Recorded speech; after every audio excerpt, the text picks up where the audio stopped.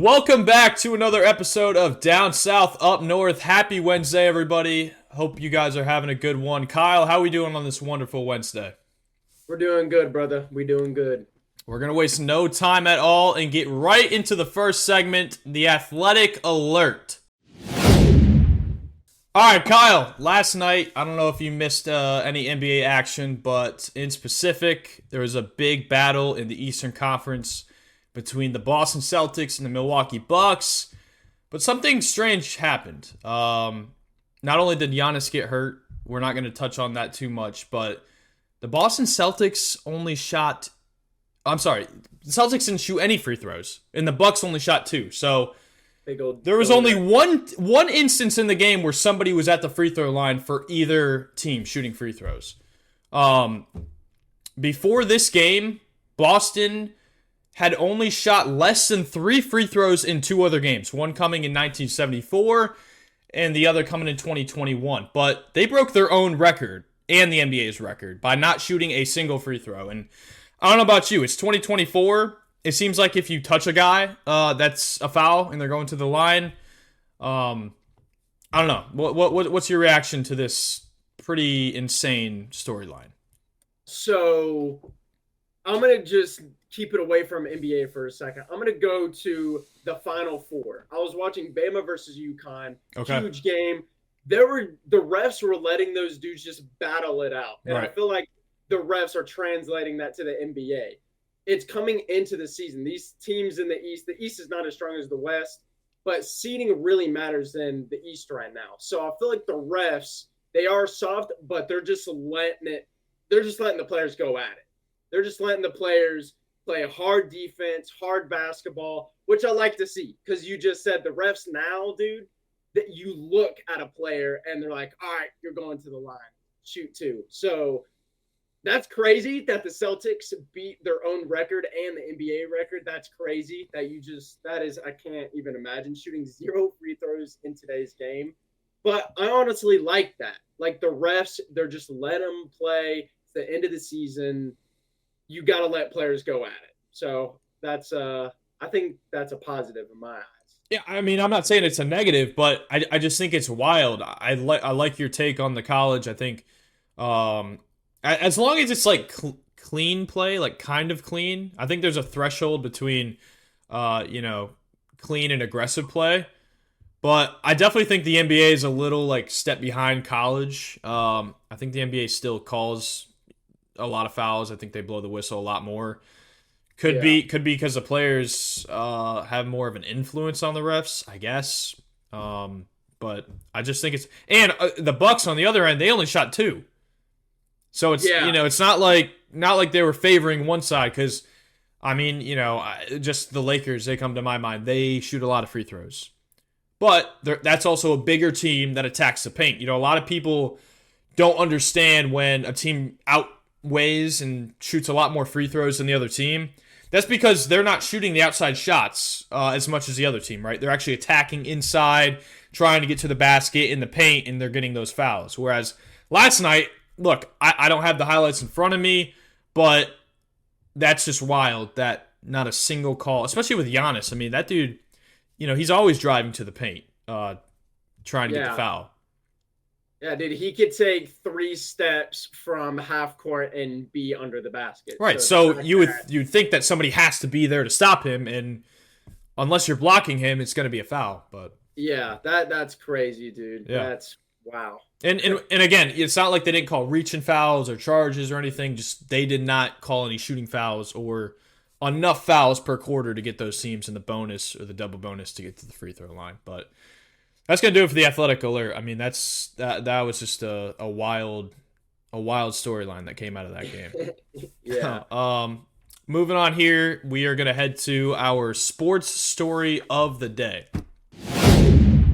All right, Kyle, big event coming up this weekend in the world of golf down in Augusta. We have the Masters. Yes, sir. So my story is going to be about Scotty Scheffler, who has been playing out of his mind. I know you've seen him. He's the favorite. Yeah, I mean, he's just winning. That's really all he's doing. He's the number 1 golfer in the world. He's been doing at it. But this story kind of goes back. So he is originally from New Jersey, so this kind of helps our cause with the show name and everything. But he used to. I mean, obviously, all these guys practice all the time and everything, but he used to practice with his sisters in the dark. His dad would take them down to the golf putting green, golf course, driving range, whatever. He would play in the dark. Obviously with the lights on in the background. But whenever he had a bad shot, it seems like he would be targeting his sisters. At least that's the research that I concluded with. Now he would yell out before. He'd say, four, or, ball coming your way or whatever. But, sibling love, I think it's pretty cool. But his dad was actually a stay-at-home dad. Now, I'm not saying there's nothing wrong with that, because there's not. His dad doesn't look at it like a bad thing or uncommon or anything, but his dad definitely spent a lot of time with Scotty as a kid, and I bet you he was damn relieved when he put on that green Masters jacket back in 2022 when he won. So, pretty cool story, where he's born, how he got introduced to the game, and, we'll see where he goes this round. You said he's a favorite for this round of the Masters, but best of luck to him. And I think he's on a pretty good streak, number one. I think he's got a real shot to break Tiger Woods' record.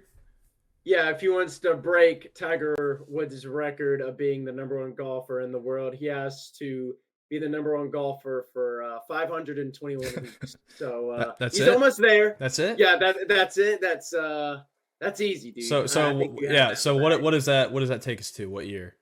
Oh, like 2035, 2036. Okay, so like 10 years, dude, of being the number one golfer. Yep. All right. Good Lord. Scotty, best of luck to you. Scotty, get it done, baby.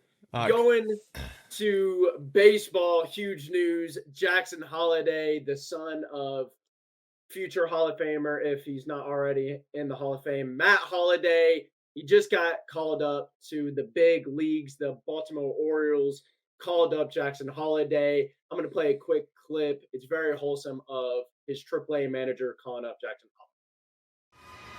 Jax, what's up, brother? What's up? At first, I just want to commend you for how you've gone about your business down here, dude. Like, that's not easy to do. You kind of carry yourself with a chip on your shoulder, and I think these guys, they notice it, and they feed off of it. Mm-hmm. All right, so keep doing what you're doing. Mm-hmm. All right, it's just a matter of time. Mm-hmm. Just a matter of time. Has your dad been in town? I know. They haven't come in? Shit.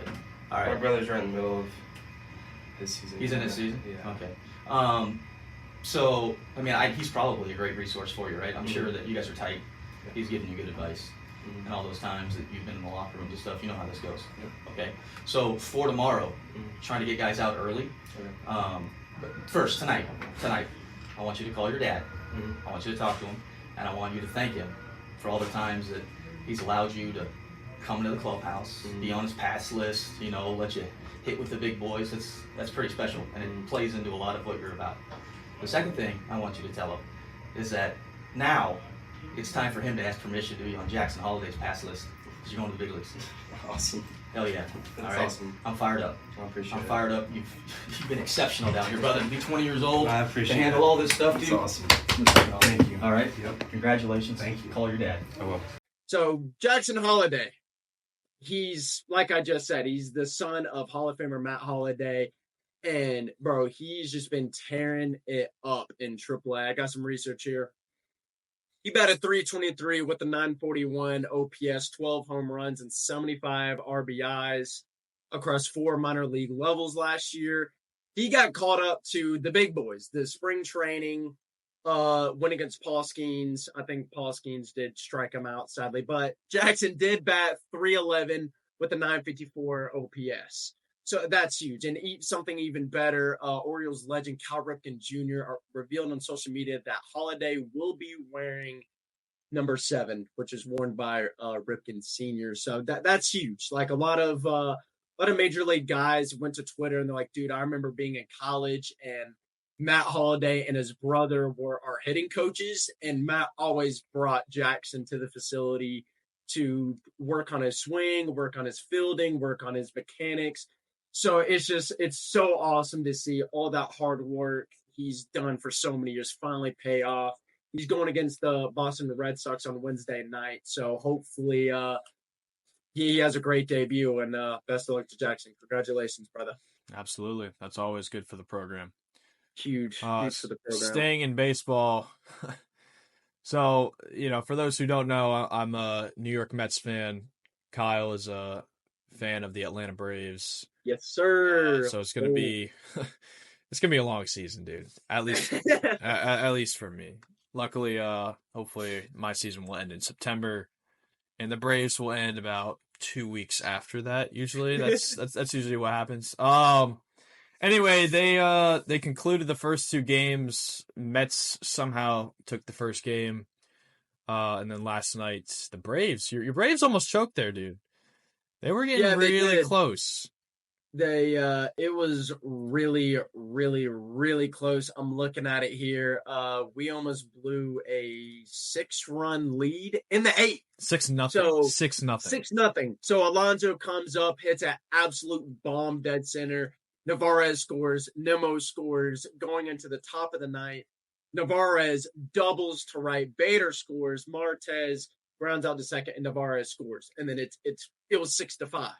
And then we get the outs. We secure the W. But Braves, man, gave me the heebie-jeebies there. We can't. You got to stay hot. You can't let the bats just die in the middle of the game.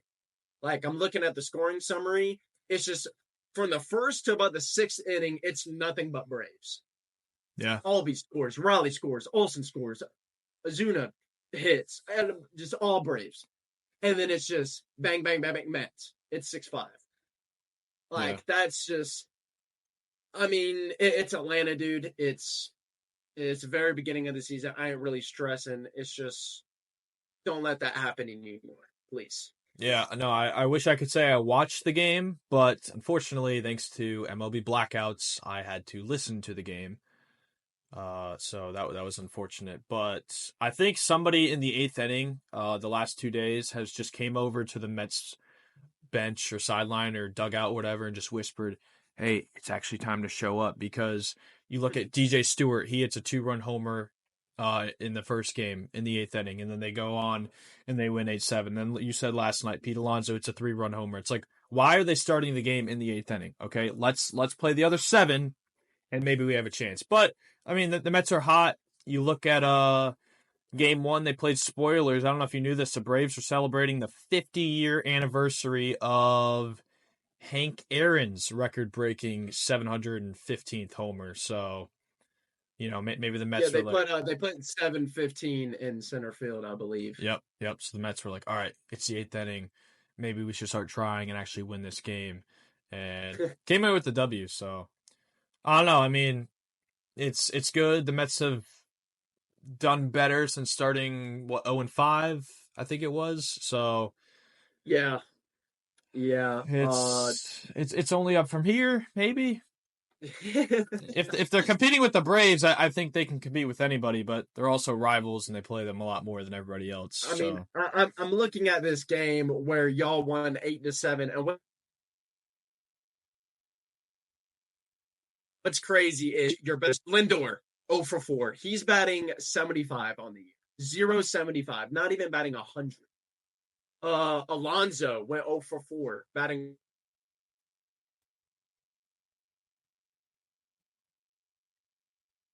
167. Brandon Nimmo, on the other hand, he goes 4-4, 5 RBIs.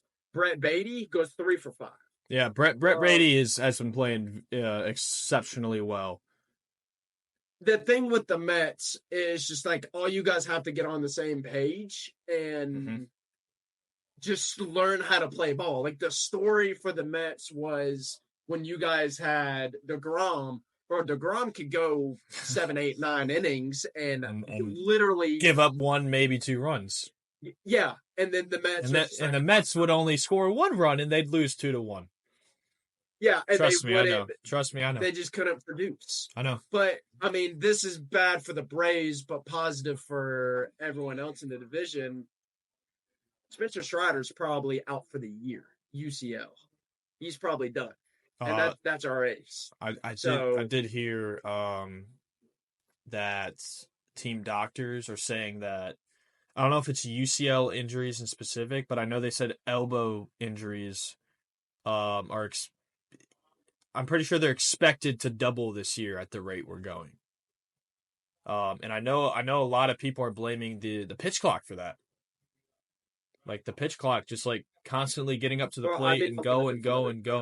They don't have time to rest. They don't have time to sit on the mound, get set, kind of look around, get their breath, let their arm chill.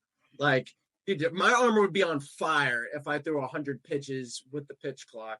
But Right. That's a whole nother discussion for a whole nother day. Yeah, but what's the solution going out of here? Are we expanding the pitch clock? Are we going to 20? Because what's it at now? Is that 18 or is it at 15? I want to say it's at 15. 15? So, like, what would do we go at 20, 25? I mean, we 25. 25? You got to go 25 because the reason they did this is they wanted to bring more eyes to baseball. I get that. And make the game end quicker. Make the games quicker because games were 3.5, 4 hours long. Now they're 2.5, 3 hours, which is awesome for the people starting to get into baseball. I mean, baseball is a very boring sport if you didn't play it all your life. But now it's interfering with players' health. I mean, look at all the pitcher injuries so far. Yeah. Joshua Gray, he's out for a couple of weeks. Spencer Strider's out for a couple of weeks. Who's the Guardians pitcher? Shane Bieber's out for the year. Yeah, that was huge. That was huge. He just, I think through his first 2 or 3 starts, he gave up 0 runs. Yeah. Like, he was on a great start, and then bang, he's done for the season. UCL. Already. And there's multiple week 2. other... Yeah, week 2, dude. And there's multiple other pitchers, I just can't name them all, that are out for weeks due to UCL. It's like, dude, you got to give the pitchers a second to, like, chill, relax, get set, really just breathe, let that arm relax, and then they can go. Because, bro, these guys are throwing 95 to 100 miles per hour. Yeah, and doing like 15 seconds, dude, like that goes by like this. Yeah, and let's not even say that these batters get long at bats. I mean, every at bat's what? 6, 7 pitches. I mean, unless they start out in 3. Yeah. But like, dude, that's just, I don't know. They got to fix something about that. It's too fast. You gotta, look. I usually, like, you look at the NFL with now the hip tackles and everything. Like, it's kind of that balance you have to find of how can you protect the players, but how can you also draw your viewer into the game and make it more appealing, as a product as a whole. And I think the MLB is now like, all right, well, we were doing good. We're getting more eyes. I don't know the numbers of how many more ratings, but I know it was easier to watch because it was just faster, like constant movement. That's what we need, right? Constant movement and everything going. And now they're finding themselves in a hole here where they have to kind of pick and choose. All right, how do we protect our players to make our product better? And how do we also keep the fans that are coming in at the same rate? So I think it's more just make baseball tickets cheaper.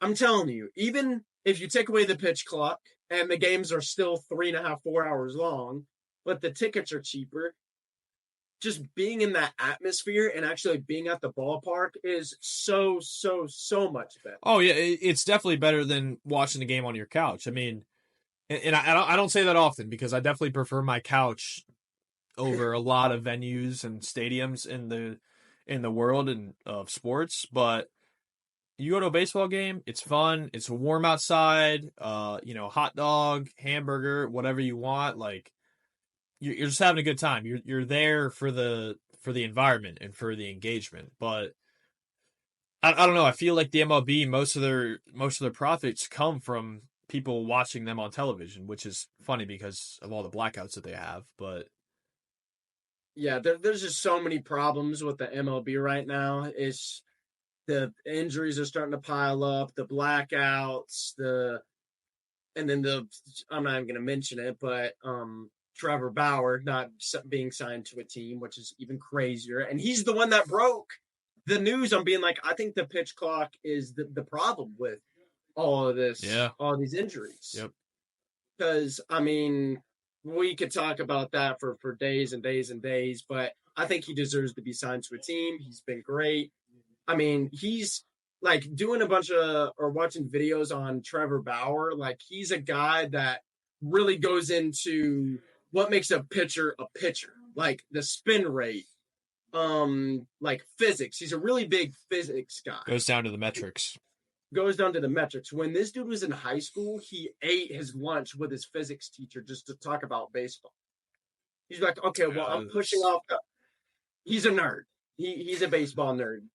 But, I mean, he's a smart guy. Like, I feel like the league needs to listen to him, get him on a team, and he could come up with a solution and being like, hey, this is the reason why guys are getting injured. This is how we can prevent it, et cetera, et cetera, et cetera. But moving on to the last segment of the show, we got the gaming exchange. All right, here we go. So we all know EA, 2K, those are the only two companies that can make Madden games or football games and basketball games. Unfortunately, because they have the license to the players and the league and stuff like that. But let's go way back to the early 2000s. POV, it's 2004. You got way back. You got NBA 2K. You got NBA Live. You got NBA Street. You got all these basketball games coming out, and each of them are one-upping each other in some sort of way. Let's say in 2004, NBA 2K is like, yo, we're adding my career. And then NBA Live's like, well, you're adding my career? We're going to add a franchise. And then NBA Street's like, okay, well, I'm going to take a best of both worlds, and I'm going to add like a conquest type thing. You play against all these NBA teams, and if you beat them, you're still a player. And then you build your squad. Back then, you were getting 3 really good basketball games. Yeah. You were getting, all of them are competing with each other to get sales.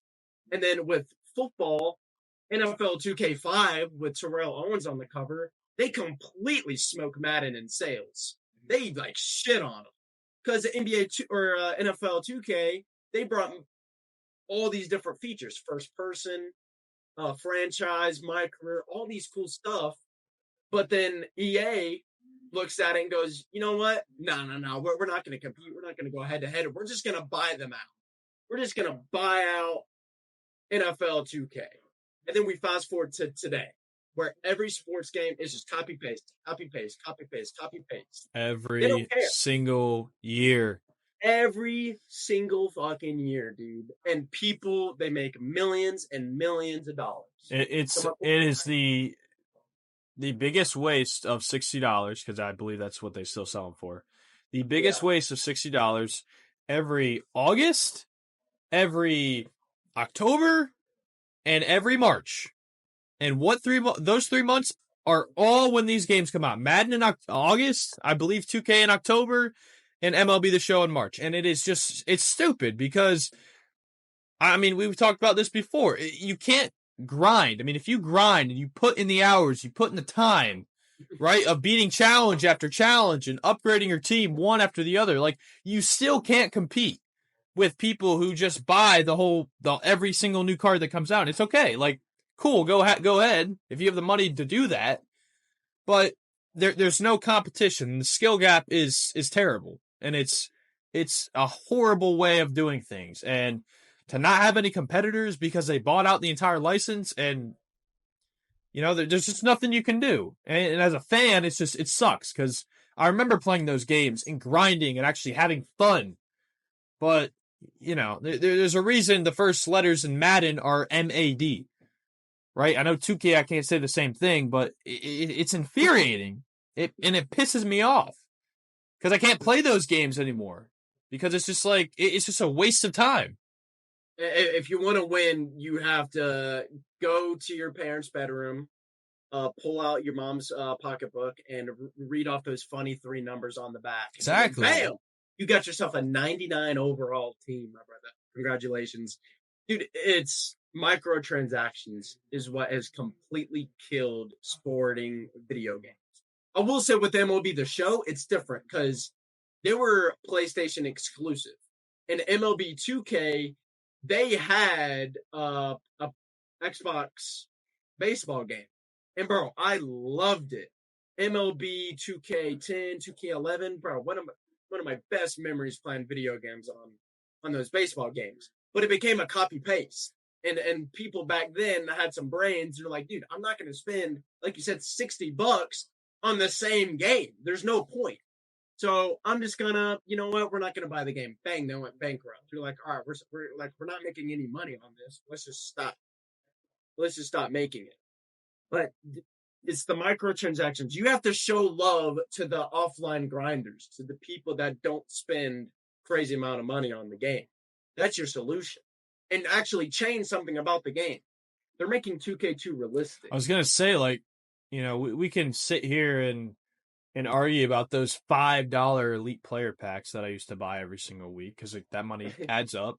But then, you know, you had Saturdays with the Ultimate Legends that always came out, and you had different day, you know, team of the week that came out on Mondays or Tuesdays, I think it was. But that's not even the problem. The problem is, like, the game is the same. It's the same game with like a tiny little tweak every single year. That doesn't exactly roster changes. Okay, that's the NFL. What are you doing as a game developer to make my experience better as a player? Nothing. Zero. Nothing. Nothing. Like, bro, go back and look at those old 2K games, and you're just like, damn, dude, this was fun. This was fun because you had 3-4 companies competing against each other to make the best product for the fans. And yeah, and you just said it. Like, what's your main goal when you're competing against 4 other companies? How can I make the customer the most satisfied? But now it's all monopolized. It is, and when you have one company that just has the rights to everything, they don't put the customer's best interest first, and it's ridiculous. It's ridiculous. I don't know if you'll watch MMG, but if you do, like, look at some of his pack and plays. That is the problem, bro. He is spending $20 to $40 on packs, and you look at the odds, and you have like a 1 in 10 chance to pull a 95, and you're spending $40. It's like, dude, you want me to spend $40? Either guarantee me a 95 or give me like a 1 in 2 chance. Make it very slim. Like, a lot of people love to gamble. Madden is literally gambling. So, like, if you want to gamble, just make the odds a little bit more realistic, I guess. That's what I'm looking for. So, overall, dude, like, I don't know if it's true, but NFL Street might be coming back. NBA Street might be coming back. Yes. I pray. I pray because, dude, that would be a fire-ass video game, and it would force 2K's hand to make a better product. It would force their hand. Yep. So, ladies and gentlemen, that's going to do it for today's episode of Down South, Up North. Man, this was a good episode, dude. I like this episode. I did too, man. There's a lot of stuff to talk about, a lot of stuff going on in the sports world. So, I'm excited. Yeah, I hope you guys enjoyed this video. Again, comment down below if you have any new topics, any segment ideas, anything. We are open to anything. But make sure you like, comment, subscribe to the channel. Guys, thank you so much for watching. We'll catch you in the next one. Peace!